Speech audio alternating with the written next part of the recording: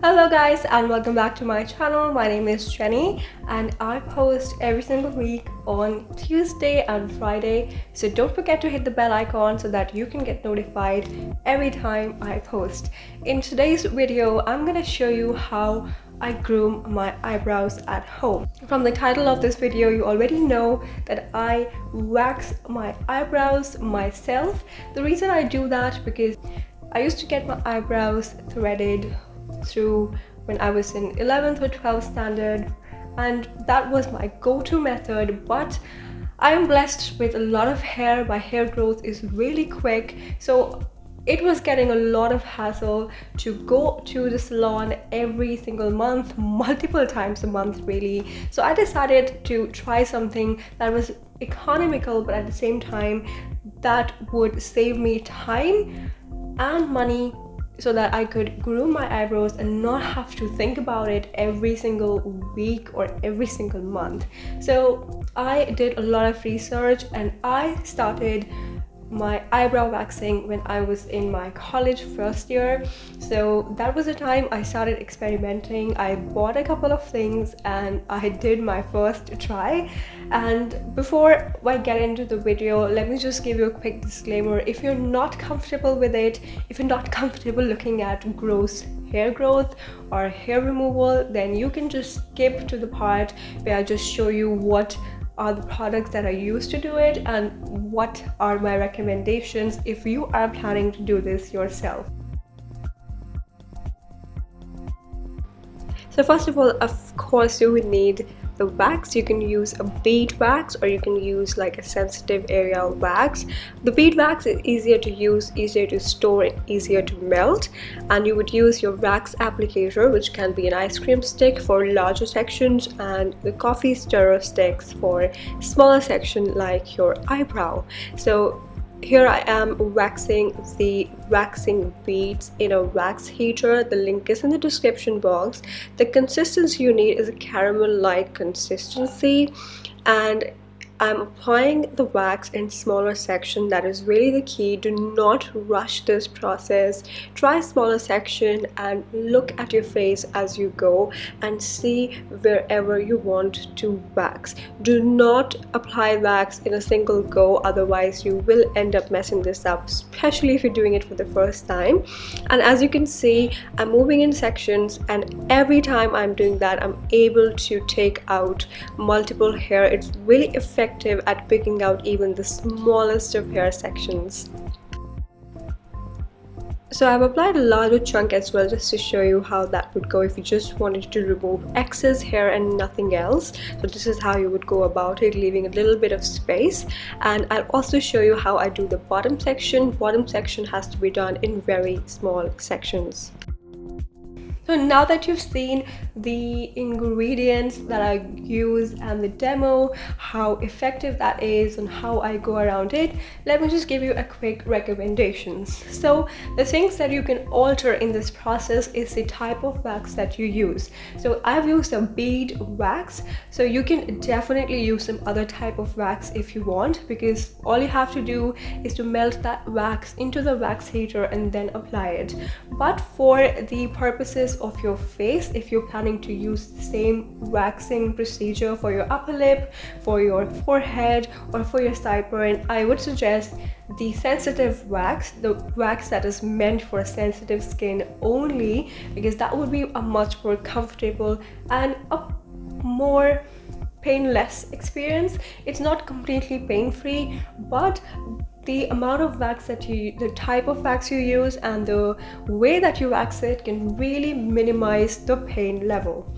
Out of 5, if I have to rate the intensity, I would say threading would pain a 3 on 5, but waxing would pain a 2 or a 1 on 5. The more you get used to it, the better the experience becomes.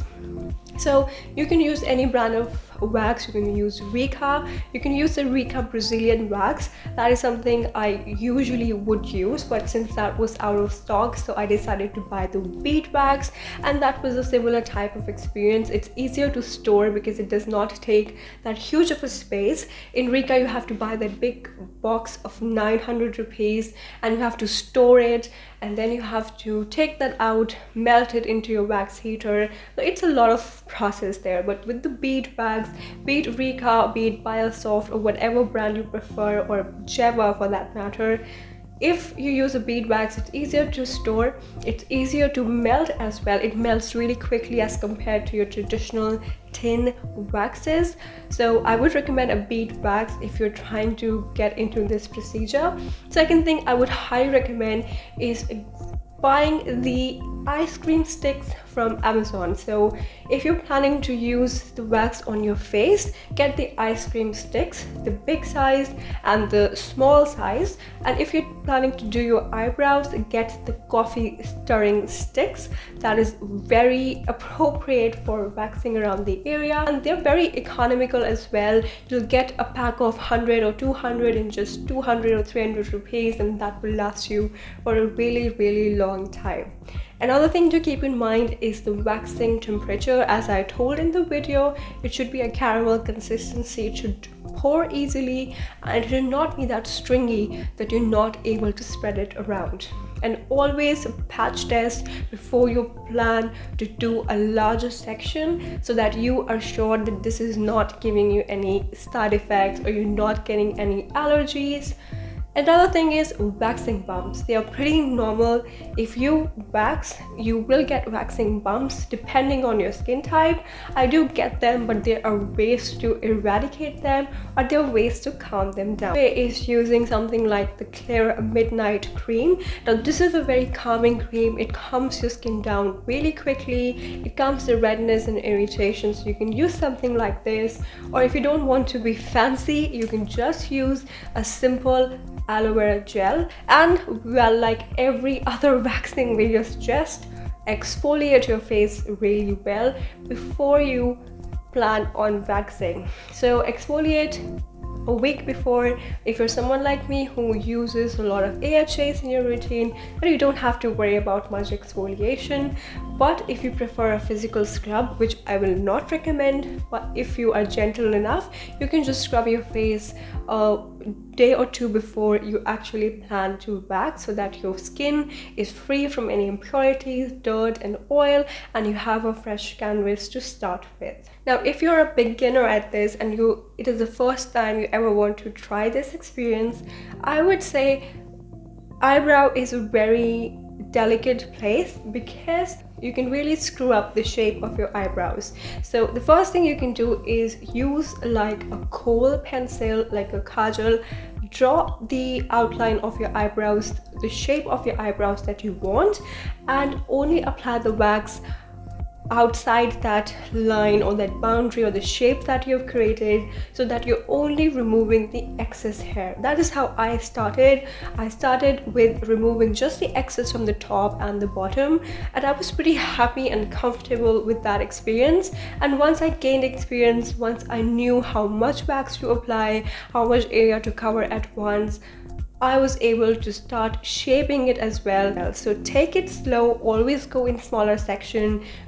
Draw out a guide so that you know what you're doing, and as you get comfortable with this process, then you can just start experimenting and removing the excess hair from your face. So with this waxing process, I also wax my upper lip and my eyebrow and also the sideburn, and it is a pretty comfortable experience.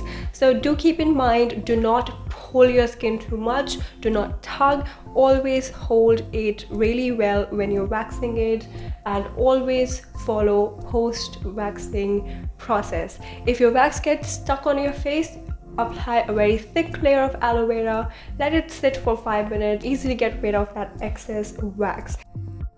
Now here is an analysis of the cost. Cost per month for waxing is 40 bucks, and cost per month for threading is 160 each month. So this is all about the waxing process. It is totally up to you whichever way you prefer for removing the unwanted hair on your face, but this is my preferred way. In no way I'm promoting that you should start doing it, but if you're tired of going to the salon and if you want to do things yourself and you are tired of getting those green areas where you remove or you where you thread your hair, then I would recommend that you switch to waxing and see for yourself the results. Now, after years of waxing my own eyebrows at home, I'm pretty comfortable with the process. I only have to wax them once in a month, which is a great improvement from going to the salon every other week to get my excess hair threaded. So if you're comfortable with your process, whatever you're doing right now, then there's no need to switch. But if you want to try something new, then you can definitely do that. Just keep all the points in mind that I've told you and you're all set. So that was all for today's video. If you have any doubts, any questions about the type of wax you want to use, the type of heating mechanism, I will link all the things that I use for waxing my face in the description box, so make sure you check that out, and do leave your questions in the comment section. I'll be happy to answer that for you, and I'll see you all in the next video. Bye.